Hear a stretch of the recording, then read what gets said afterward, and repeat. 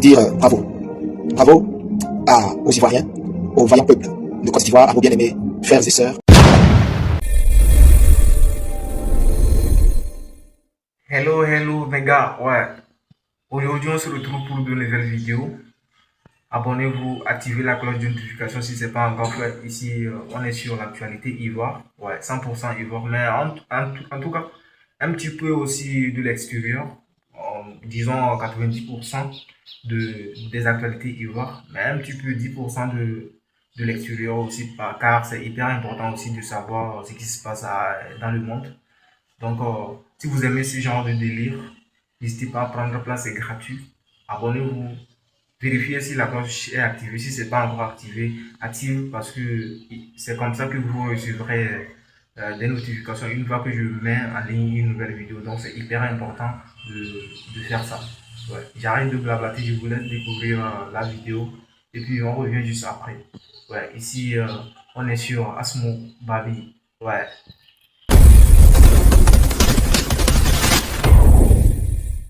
Shalom, shalom. Que la paix et la grâce de notre Seigneur Jésus-Christ vous soient données en abondance et qu'elles vous soient multipliées.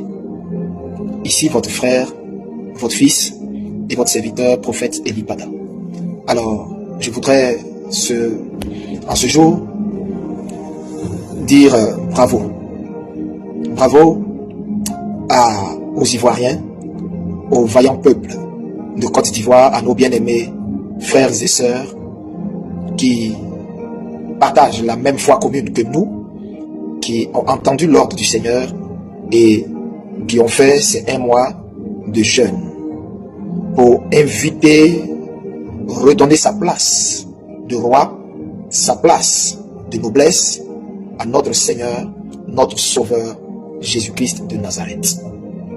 Vous savez, la Bible dit, heureuse la nation dont l'Éternel est le Dieu. Une nation sans Dieu est une nation sans âme. Une nation sans le Seigneur Jésus-Christ est une nation qui est perdue à l'avance. C'est Jésus-Christ qui est la vie de la nation. C'est pourquoi une nation dans laquelle le Seigneur n'est pas roi, c'est la mort spirituelle qui règne dans cette nation. C'est la distraction qui règne dans cette nation. C'est la division, la désunion qui règne dans cette nation. C'est la pauvreté à échelle galopante et grandissante qui règne dans la nation. Mais toute nation où le Seigneur Jésus-Christ est Dieu, cette nation est prospère. Cette nation est vivante. Cette nation est puissante. Et c'est la raison pour laquelle nous avons fait ce moment de jeûne le 1er novembre jusqu'au 30 novembre, c'est-à-dire hier passé. Et je vous remercie tous, vous tous qui avez répondu à l'appel de ce jeûne. Vous qui êtes rentrés dans ce temps de pénitence, qui avez laissé tout ce que vous aviez initialement prévu et qui vous êtes livrés corps et âme dans ce jeûne, qui avez prié pour la Côte d'Ivoire, pour donner et dédier la Côte d'Ivoire à notre Seigneur Jésus. Je vous remercie tous. Et le Seigneur est fier de vous. Vous savez, il aurait été préférable que toute la nation dans son entièreté fasse ce jeûne, à savoir le nord, le sud, l'est, l'ouest et le centre. Si toute la nation faisait ce jeûne, c'était encore plus merveilleux. Mais vous savez, Dieu en a décidé que ce soit vous qui avez fait ce jeûne, qui avez entendu son appel et qui êtes rentrés dans l'esprit de ce jeûne qu'il avait fait. À ceux qui n'ont pas fait ce jeûne, qu'est-ce que je peux bien vous dire? Je suis navré que vous n'ayez pas compris l'appel de la nation qui a soif de son sauveur, de son Seigneur.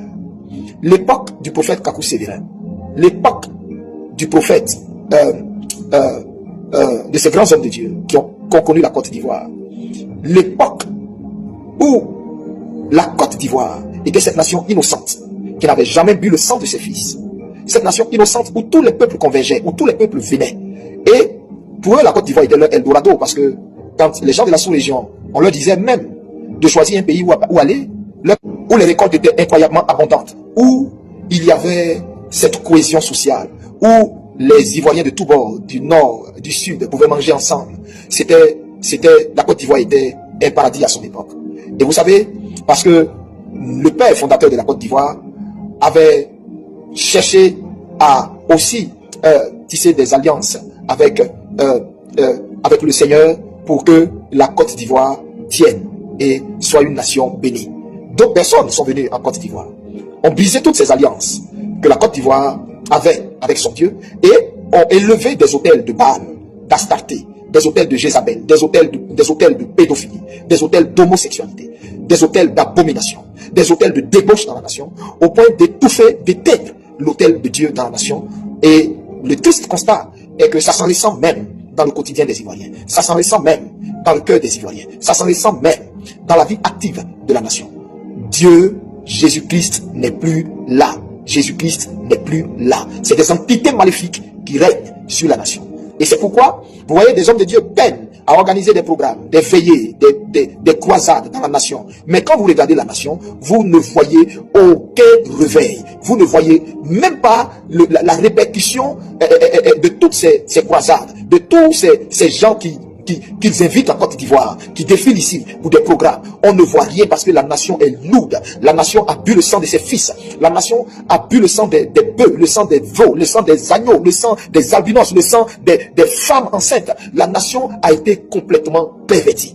Et des dieux maléfiques ont commencé à se mettre au-dessus de la Côte d'Ivoire, rendant l'atmosphère du pays lourde, rendant la nation entière lourde, rendant le peuple de Côte d'Ivoire complètement à l'ouest de sa réalité, complètement hors, déconnecté de sa réalité. Un peuple qui est opprimé, oppressé, spolié, à qui on arrache tout, qui pleure, qui sera le bol dans sa chambre, sur son oreiller, mais incapable de se lever, incapable de sortir, incapable de dire assez c'est assez, incapable de dire il y en a marre, trop c'est trop.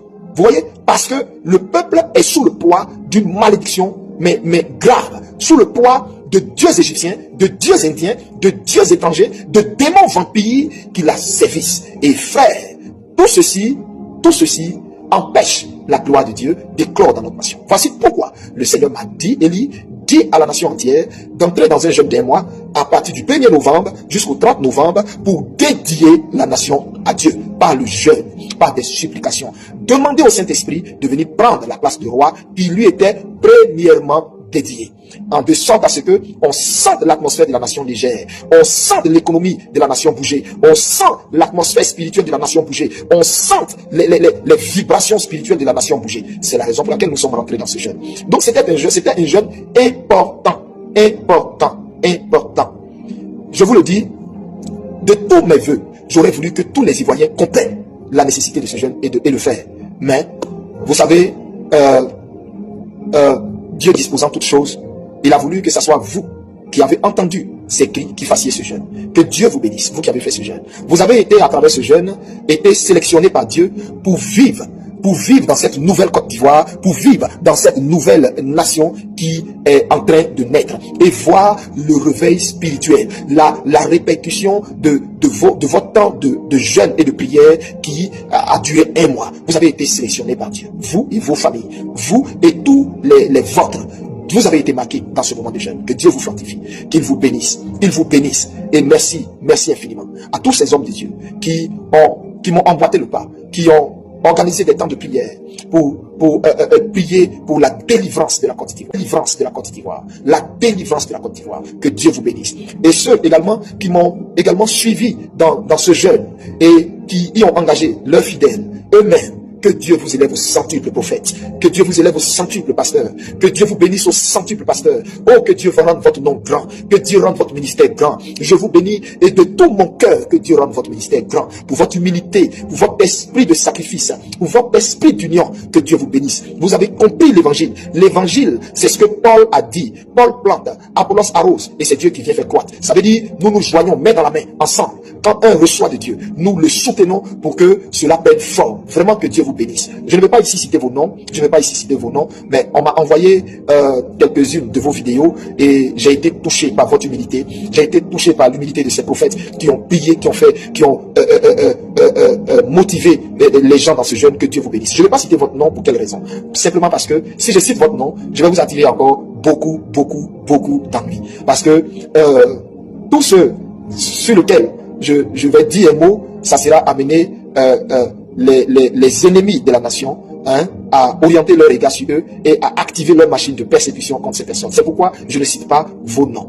mais que Dieu vous bénisse au centuple. Tous les hommes de Dieu qui ont fait ce moment de jeûne avec leurs fidèles, tous les hommes de Dieu qui ont fait la libation d'huile, et tout le peuple hébrié, le peuple Achan dans son ensemble, qui a fait les dédicaces de nos os au Dieu Tout-Puissant, qui a redonné à Dieu la nation qu'il aime tant, qui est la Côte d'Ivoire. Soyez bénis, abondamment bénis, au nom de notre Seigneur Jésus-Christ.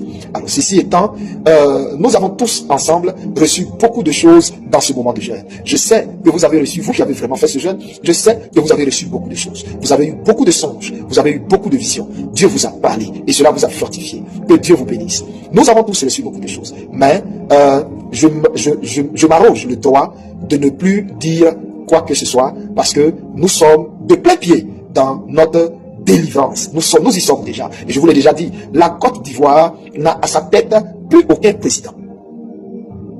La Côte d'Ivoire n'a à sa tête plus aucun président. La Côte d'Ivoire n'a à sa tête plus aucun président. Depuis la date où le mandat du président déchu était arrivé à son terme, depuis la date où son mandat était arrivé à son terme et s'ouvrait le jeu démocratique, à savoir les élections, depuis ce jour, la Côte d'Ivoire n'a plus de président. Il y a vacation présidentielle au-dessus de la nation. Je répète, depuis le jour où son mandat a pris fin et s'est ouvert la date de la campagne, la Côte d'Ivoire n'a plus de président. Si vous voyez dans le monde spirituel, vous saurez ce que je suis en train de vous dire. La Côte d'Ivoire n'a plus de président. Parce que dans le monde spirituel, il n'y a eu aucune élection. Et dans le monde physique, il n'y a eu aucune élection. Il n'y a eu aucune élection. Il n'y a rien eu. C'est des gens qui veulent juste cacher leur honte. C'est tout. Et donc, spirituellement, en Côte d'Ivoire, nous sommes en transition. Je répète, en Côte d'Ivoire, en ce moment, nous sommes en transition. Je le redis encore une dernière fois. En Côte d'Ivoire, actuellement, nous sommes en transition. Et personne ne peut changer ça. Parce que c'est ce qui est. Vous comprenez? Vous comprenez? Alors, vous devez savoir que ce temps dans lequel nous sommes entrés est un temps de silence. Je répète, ce temps dans lequel nous sommes entrés est un temps de silence. Et j'en appelle ici à toute personne qui, dans ce temps de silence dans lequel Dieu est avec la nation, si tu as reçu quelque chose sur l'action de Dieu, tais-toi. Ne fais pas de vidéo pour en parler. N'en parle plus. Tais-toi. Prie simplement pour le peuple de Côte d'Ivoire. Prie pour le peuple de Côte d'Ivoire. C'est tout. N'en parle absolument pas. Je le dis parce que vous allez me voir moi-même. Ne plus venir vous parler concernant le cas de la Côte d'Ivoire. Ce qu'on devait faire a été fait. Hier, le 30 novembre, ce qui devait être fait depuis le 1er novembre jusqu'au 30 novembre a été fait. Continuez de rester, tous les Ivoiriens, continuez de rester dans la prière, dans un élan de prière. Restez toujours dans la prière. Ne baissez pas les bras. Restez toujours dans la prière jusqu'à ce que nous voyions et vivions ces temps que le Seigneur nous a prédit, annoncé. Ces temps de gloire. Alléluia. Que Dieu vous bénisse.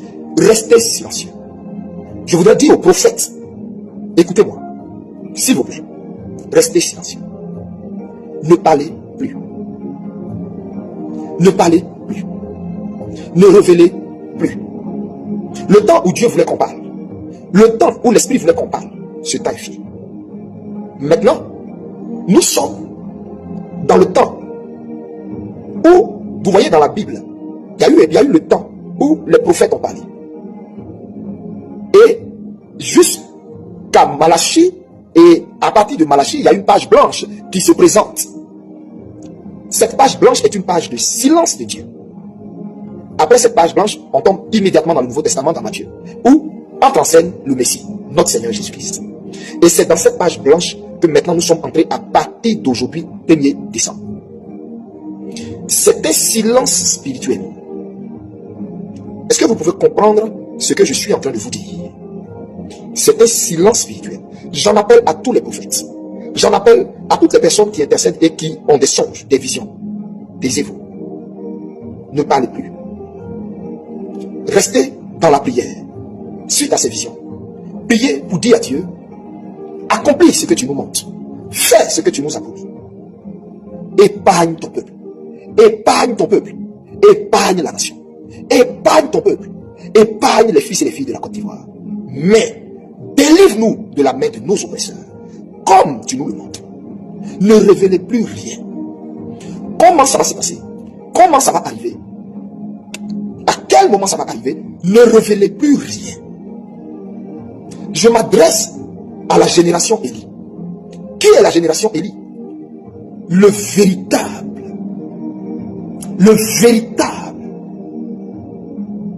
peuple de Dieu. Le véritable carquois prophétique de la nation. Les vrais prophètes. C'est eux, la génération Élie. Et pourquoi la génération Élie? La génération de ceux qui ne fléchissent pas à genoux devant Baal, qui ne fléchissent pas à genoux devant Astarté, qui ne fléchissent pas à genoux devant Jézabel, qui ne mangent pas à la table d'Akab. La génération Élie, la génération de ceux qui haïssent le péché, de ceux qui ont en horreur l'abomination, de ceux qui ont en horreur la corruption dans laquelle on veut plonger la nation. La génération Élie, la génération de ceux qui parlent, qui dénoncent, de ceux qui ont compris que leur vie est un sacrifice, une offrande au Dieu Tout-Puissant. La génération Élie. Ne parlez plus. Taisez-vous. Vous avez des songes, vous avez des visions. Vous avez la pensée de Dieu. Taisez-vous. Écoutez ma voix. Taisez-vous. Nous sommes dans un temps où Dieu veut que les prophètes se taisent. Écoutez ce que je suis en train de vous dire. Nous sommes dans un temps où Dieu veut que les prophètes se taisent. Ne parlez plus. Ne parlez plus. Ne révélez plus. Taisez-vous. Le combat est fini. L'enjeu est trop élevé. Taisez-vous. Taisez-vous. Taisez-vous. C'était ce que je voulais dire à mes frères prophètes, aux hommes de Dieu. Taisez-vous. Vous avez fait votre part en annonçant, en prévenant. Mais vous savez, il y a des personnes qui ne pourront jamais reconnaître Jésus-Christ comme Seigneur et Sauveur, confesser Jésus-Christ, ni se repentir du mal qu'ils font parce qu'ils sont damnés. Parce que leur essence même est maudite. C'est Dieu qui les livre. C'est Dieu qui les livre lui-même à un jugement sans précédent. Il y a ce qu'on peut sauver et il y a ce qu'on ne peut pas sauver. Taisez-vous. Je sais que vous m'avez entendu. Dieu vous bénisse. Alors, je voudrais ici partager une révélation avec nos frères corps à pied. À tous les corps à pied de la nation, à tous les hommes de la nation, généraux, soldats de rang, jusqu'aux plus petits, dans l'armée. Vraiment, il y a quoi? Ce que le Seigneur m'a fait voir, vous concernant, est vraiment choquant. Dois-je me taire? Dois-je le dire? Comme je suis pour la nation. Je veux vous sauver. En vous, révélant ce que Dieu m'a fait voir. Libre à vous de croire en ce que je dis, comme libre à vous de le rejeter. Mais écoutez-moi très bien. Je vous raconte une vision. Vous savez, dans une vision, ça peut ne pas être comme ça. Ça peut ne pas être comme elle est présentée dans la vision, mais l'idée et le cœur de la vision restent le même, ou autant pour moi, la même. C'est ce que le Seigneur m'a montré. L'Esprit m'a pris, il m'a amené au niveau de l'état-major des armées. Et j'ai vu, au niveau de l'état-major des armées, j'ai vu votre réfectoire, un lieu où vous partez manger, où vous vous réunissez tous, et c'est un endroit convivial où il fait bon vivre, où vous partez manger, et où vous bavardez, vous parlez de tout et de rien. Et les tables sont disposées et vous partez manger. Et qu'est-ce que le Seigneur m'a montré? Après que j'ai vu ce lieu, on m'a montré, on avait servi des plats. Et je voyais les gens manger, babader et tout, et tout. Et le Seigneur me reprend et il m'amène dans un autre endroit. Et cet endroit-là, bizarrement, c'était un endroit qui ressemblait à un abattoir, mais ce n'était pas l'abattoir de Port-Bouilly. Oui, j'ai clairement vu, ce n'était pas l'abattoir de Port-Bouilly. C'était un autre abattoir. Je ne sais pas c'est où, mais c'était un autre abattoir, mais qui n'était pas l'abattoir de Port-Bouilly. Et là-bas, qu'est-ce que je vois? J'ai vu tout un lot de bœufs. Tout un lot de bœufs vivants. Je les ai vus, mais c'était des milliers. Ils quittaient, comment on appelle, par le chemin de fer, certains pays, et ils venaient en Côte d'Ivoire pour ravitailler nos différents marchés. Et donc ces bœufs, il y a une partie que j'ai vu le ministère de la Défense de la Côte d'Ivoire prendre. C'est-à-dire recueillir pour mettre dans cet abattoir que j'ai vu là. Et le reste va dans les marchés et tout dans les abattoirs et pour que cela serve la population.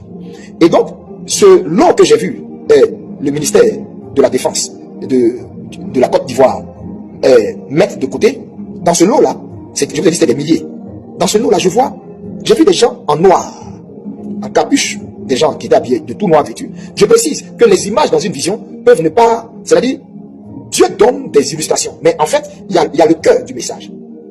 Écoutez bien ce que je dis. Donc, j'ai vu des personnes qui étaient de tout noir vêtus. Et j'ai vu le ministre de la Défense, là, le frère du président déchu, son frère. Je l'ai vu, il était là.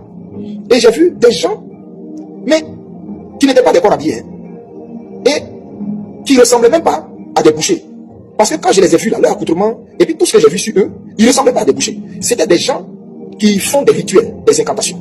Et je les ai vus, ils étaient en train de faire des incantations sur tout le troupeau de bœufs qui était réservé pour nos forces armées, qui doit être distribué dans toutes les casernes. Et donc j'ai vu ces bœufs-là, et j'ai vu ces gens-là, en train de faire des incantations sur les bœufs. Écoutez bien, et pendant qu'ils faisaient les incantations sur le bœuf, il y a une chose qui m'a marqué. Je n'ai pas vu de couteau dans leurs mains, ni de machette dans leurs mains, pour égorger ces bœufs.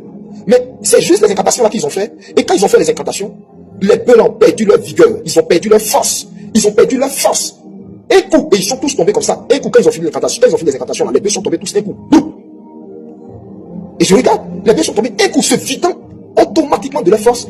Et je constate qu'ils sont morts sur le champ, sans avoir été égorgés. Ils ont perdu la vie là, mais avant de perdre la vie, ils ont été vidés de leur force, vidés de leur énergie, vidés de ce qui fait leur vigueur. En un coup, ils sont tombés comme ça. Boum. Et tous ensemble, hein, et tous, sur le champ, morts, règle là. Et je m'approche, je regarde, aucun souffle en eux. Ils étaient couchés là, on les a mis égorgés, ils ont fait 1 jour, 2 jours. Et c'est au 3e jour, les mêmes qui ont fait les incantations avec ce ministre que j'ai vu, ce ministre idolâtre et pourquoi est-ce que j'ai dit idolâtre? Parce que Dieu m'a montré certaines choses concernant cette personne. Mais c'est terrible en fait. C'est terrible. Les gens pensent que c'est le président déchu Alassane Dramane Ouattara qui gère le pays, mais c'est pas vrai. Je vous fais une révélation de taille. Celui qui dirige mystiquement, sataniquement le pays et qui a mis le pays sous un embargo spirituel terrible, c'est son frère qui est à côté. Mais c'est un assoiffé de sang et de tout ce qui est fétiche et rituel. J'ai vu ça clairement. Lui et la femme de M. Alassane Dramane Ouattara. Et donc, et je reviens à la vision. Et donc, je vois au 3e jour, on regarde, on prend ils viennent, ils constatent que les bœufs là sont complètement morts, mais en train d'entrer comment on dit, en décomposition, et on les égorge maintenant, on les dépaisse. Et j'ai constaté que quand on les a égorgés, il n'y a eu aucun sang, puis tout était coagulé en eux. Ils étaient morts, comme vous parlez comme nos frères musulmans, Djoufa. Voilà, c'était comme ça. Ils étaient morts, il y avait des mouches sur eux, et ils les ont égorgés. Maintenant, ils les ont dépecés, et ils ont pris la chair, on les a dispatchés dans toutes les casernes. Et on m'a repris pour me ramener dans le réfectoire des différentes casernes.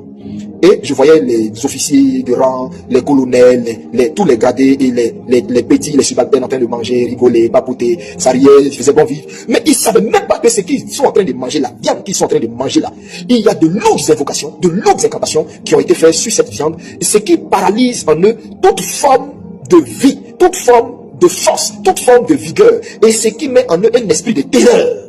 Voici pourquoi ils voient tout ce que vit la nation, la population, et puis ils ne peuvent pas se lever. C'est pas que ça leur plaît, Mais ils ne peuvent pas parce qu'ils ne savent même pas comment ils sont possédés, mais endormis, envoûtés, étouffés, morts spirituellement. Vous voyez, de toute façon, les bœufs étaient tombés, bouf. C'est comme ça. Tous nos corps habillés sont vidés de leur substance naturelle, de ce qui fait d'eux des hommes, de ce qui fait qu'un homme peut dire non. Ils sont vidés. Mais j'ai vu de l'autre incantations. Ils sont vidés. Ils sont vidés. Ils sont vidés. Et ce que je vous dis là, il y a d'autres corps habillés chrétiens à qui Dieu a révélé ça, à qui Dieu a... Mais Dieu ne leur a pas révélé la pertinence, les détails de la révélation que moi je suis en train de vous dire. Dieu leur a juste dit, ne mangez plus au réfectoire là-bas, dans les casernes là, ne mangez plus la nourriture qui vient de là-bas. Il y a des corps habillés chrétiens à qui Dieu a dit ça. Et ce que je dis là, ils peuvent même le témoigner quand ils vont voir cette vidéo. Et voici la raison pour laquelle beaucoup de chrétiens ne savent pas pourquoi Dieu leur a dit, les corps habillés chrétiens, de ne plus manger dans le réfectoire. Voici la vraie raison. Parce que ils sont tués spirituellement. Ils sont tués, c'est-à-dire, mais les invocations que les gars là faisaient là. Et je voyais à côté le ministre de la Défense là. Et c'est comme ça que ça se passe. Frère, priez pour nos frères qui sont dans l'armée. Priez pour nos frères qui sont dans l'armée. Vraiment priez pour eux. Ils sont envoûtés. Ils sont envoûtés. Leur conscience est endormie. Leur conscience est endormie. Leur force, ce qui fait un garçon, est endormi.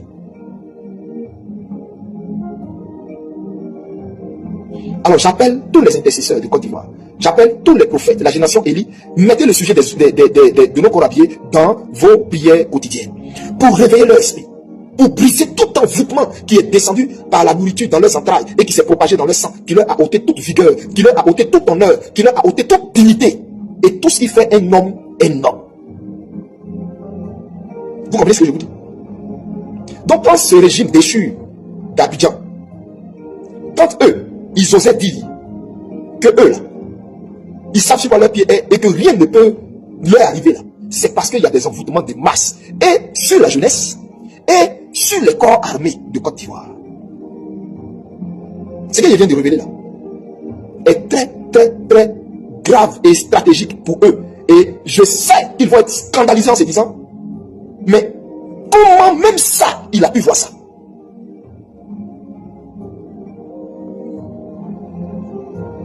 À mon Dieu, toute la gloire. Parce que de moi-même, je n'ai aucune capacité. Mais sachez que ce que les réunions que vous faites là, mon Dieu m'a déjà apporté 2 fois à vos réunions. J'étais dans la salle. Je vous ai vu vous tous. Je peux décrire vos vêtements.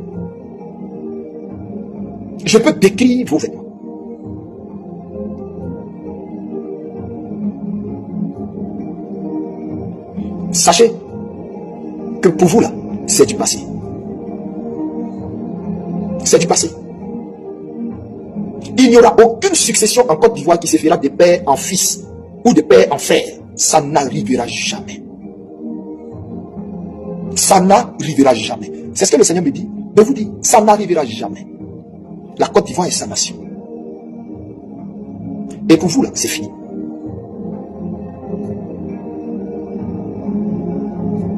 On verra bien. La suite, on dira bien. Je reviens sur ce qu'est votre sort. Le Seigneur ne m'a jamais dit que c'est à la date du 20, c'était à la date du 25 octobre que vous serez pris. Vous ne pouvez me produire une seule vidéo où j'ai dit le 25, où il n'y a pas eu élection là. C'est à cette date que vous serez pris. Jamais je n'ai dit ça. Quand je parle de la part du Seigneur, je suis précis, je suis cohérent, je sais de quoi je parle. Je sais ce qu'il me dit. Et je sais ce que je tais. Vous, celui qui fait ses incantations sur ses viandes distribuées dans les casernes, son sort me va faire pitié. Il saura qu'il n'y a que l'Éternel seul qui sauve. Et que quand quelque chose n'est pas pour toi, ça ne te reviendra jamais. Je vous ai déjà dit, Ivoirien, Dieu vous a déjà choisi votre président. Dieu vous a déjà choisi votre président. Vous m'entendez? Dieu vous a déjà choisi votre président. Et vous savez, si ce pouvoir-là, si ça ne tenait qu'à eux, tous les hommes politiques ou les adversaires politiques qui peuvent leur faire de l'ombre ou les empêcher de pérenniser leur règne sur la nation, ils les auraient tous éliminés. Mais vous savez, le président que Dieu vous a choisi là, ils ne peuvent jamais le tuer. Ils ne pourront jamais le tuer. Ils ne peuvent pas. Ils ont tout fait. Ils ont tout fait. Ils ont tout fait. Et spirituellement, et physiquement, ils ont déployé leur armada. Ils ont tout fait. Ils n'arrivent pas. Vous savez pourquoi? Il y a une prophétie sur la vie de votre président. Il y a une prophétie sur la vie du président de la République réelle de Côte d'Ivoire. Il y a une prophétie. Il y a une prophétie sur la vie du président de la Côte d'Ivoire. Laquelle prophétie? Dieu l'a relâchée par ma bouche. Et vous savez, quand il y a une prophétie sur un homme, la prophétie devient comme un magnétisme qui enclenche un bouclier de sécurité. Et parce qu'il y a une prophétie sur sa vie, aucun mal ne peut lui être fait jusqu'à ce que le trône qui lui est réservé lui revienne. Dieu a vu les souffrances de cet homme, tout ce par quoi il est passé, toute l'humiliation, toute la honte qu'il a connue, les moqueries qu'il a connues, ou des personnes pour qui il a été en bénédiction, le vilipende, le traîne partout, n'importe comment. Dieu a vu son cœur. Et ce qui m'a encore choqué, Dieu m'a montré dans une vision le cœur de cet homme. J'ai vu le cœur de cet homme. Et je n'ai vu dans le cœur de cet homme aucune sorte de haine. J'ai vu cet homme pleurer devant Dieu pour son pays, pleurer pour sa nation.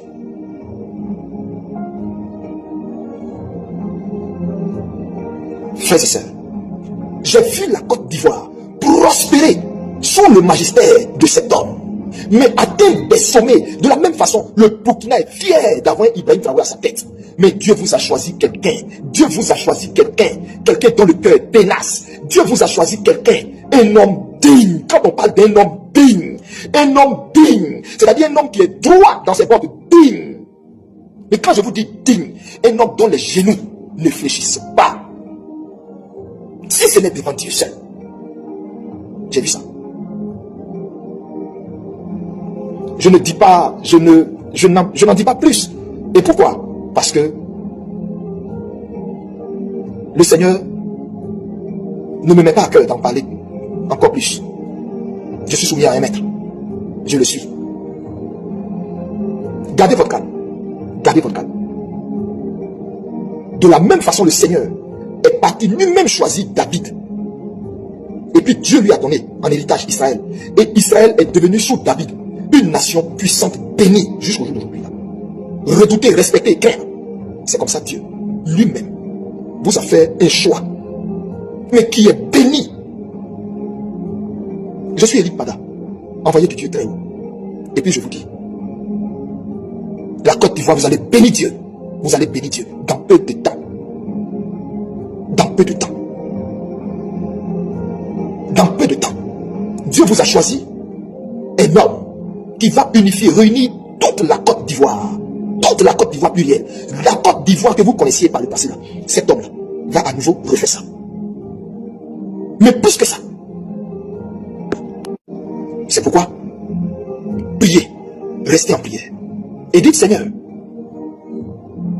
garde-nous afin de voir ta promesse.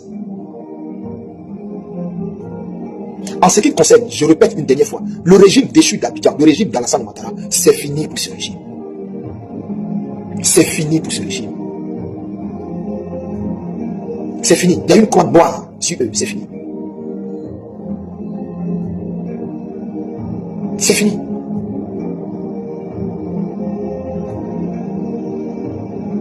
Que Dieu vous bénisse. À tous ces corps habillés, à qui j'ai donné ce message, mettez la main sur vous à la maison, sur votre tête et au niveau de votre ventre. Écoutez-moi bien. Repentez-vous de tout le mal, la corruption, de tout ce que vous faites de mal, que ce soit sur les routes, les raquettes, ou à vos femmes, ou même à la population. Repentez-vous vraiment. Et maintenant, demandez au Seigneur de briser le joug de cet envoûtement dans votre corps. Parce que vous êtes tellement envoûtés que certains parmi vous même perdent leur vigueur masculine. Vous comprenez ce que je veux dire quand je parle de votre vigueur masculine? Certains parmi vous perdent leur vigueur masculine. Et ce même régime-là, déchu d'Abidjan, le régime d'Alassane Ouattara, a pour objectif, a pour plan d'éliminer tous les chefs de guerre. Et là, je m'adresse à eux tous. Ils veulent, ils ne vont pas prendre. Ils veulent, il ne faut pas, ils vont prendre. Mon rôle est de vous avertir. Moi, c'est ce que je ne fais que faire. Je ne fais que dire. Mais il a pour objectif d'éliminer tous les chefs de guerre là, parce qu'il sait que si ceux-là, il ne les élimine pas, il ne pourra pas avoir des passations pour que celui à qui lui il veut donner après lui là, prenne.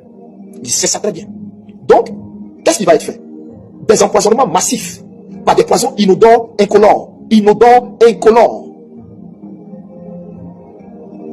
On va inviter, ils vont faire des cérémonies, il y aura des cérémonies où on va inviter tout le parterre du gouvernement, tout le parterre de l'armée, etc., les hauts gradés de l'armée. Et puis, ces empoisonnements vont se faire. Actuellement, même où je parle, il y en a même parmi ces hauts gradés de l'armée qui sont empoisonnés. C'est-à-dire leur corps, leur nerf les lâche. Il y en a qui ont commencé à constater qu'ils ont des problèmes de nerfs. Ils n'arrivent même plus à attraper Kalash pendant de longues heures. C'est ce que j'ai dit là. Beaucoup de corps habillés, on sent ça dans leur corps. Il y en a qui n'arrivent plus à attraper. C'est-à-dire, ils attrapent, hein, mais ils sentent que c'est comme si, au fait, la vigueur qu'il y avait dans l'homme, parce qu'en fait, ils sont pleins, sont empoisonnés. Il y a une élimination, une épuration pure et simple qui est en train de s'orchestrer au niveau de vous, l'armée là. C'est pourquoi avant de parler, j'ai dit, Élie dit des choses pour vous sauver, c'est tout. Je vous dis ça pour que vous, à votre niveau, vous prenez les mesures spirituelles et pour vous protéger, vous-même, et physiques pour vous protéger. Vous prenez les mesures physiques pour vous protéger. Parce que beaucoup sont déjà victimes d'empoisonnement. Plusieurs hauts gradés de l'armée là, plusieurs. Il y en a qui ont commencé à perdre leurs cheveux, il y en a qui ont commencé à ne plus avoir de force. Il y en a, curieusement, ils sont pourtant très athlétiques, ils ont commencé à se retrouver diabétiques. Ils ont commencé à trouver que leur glycémie a un problème. C'est des poisons. C'est ce que je vous dis là. Moi, je suis pas en train de vous parler, je ne suis pas analyste politique, hein. Je suis en train de vous dire ce que Dieu m'a dit. On a fait un long mois de jeûne, mais il y a beaucoup de choses que je ne dis pas, que je ne veux pas dire, que je tais. Mais pour vous sauver, vous, comme vous êtes des pères de famille aussi, des époux aussi. Donc c'est pourquoi je vous dis, plusieurs parmi vous vous êtes pleins sont empoisonnés. Hein.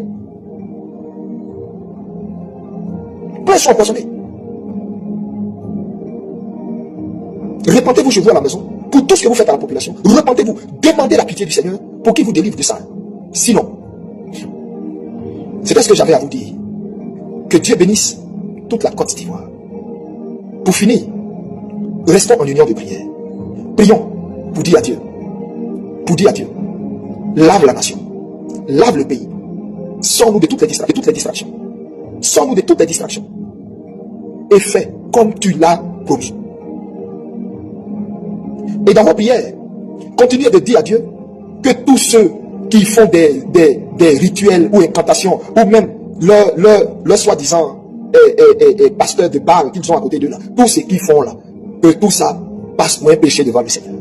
Et parce que c'est le cas. Tout ce qu'ils font là, ils ne savent pas que eux-mêmes ils se damnent. Ils ne savent pas que eux-mêmes ils se maudissent. Dieu a résolu dans son plan souverain de libérer cette nation et rien ni personne ne peut changer ça. Nous avons déjà la victoire. Vous n'allez plus me voir sortir. Vous n'allez plus me voir sortir. Mais je suis dans le secret, en train de veiller sur la tour. Prier pour que nous entrions dans la matérialisation de ce que Dieu a dit. Et ici, merci Seigneur, merci de me rappeler ce dernier point. Ici, je voulais terminer en disant ceci à la bien-aimée sœur Pulchérie Balé. Alors, bien-aimée sœur Pulchérie Balé, sois bénie. Dans le monde spirituel, j'ai vu ton nom, ton réel nom.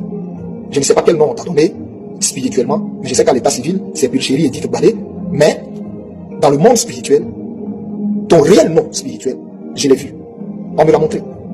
Dans le monde spirituel, tu es appelé Déborah. Déborah. Et Dieu me dit de te dire, parce que ces temps-ci, tu as envie d'entendre.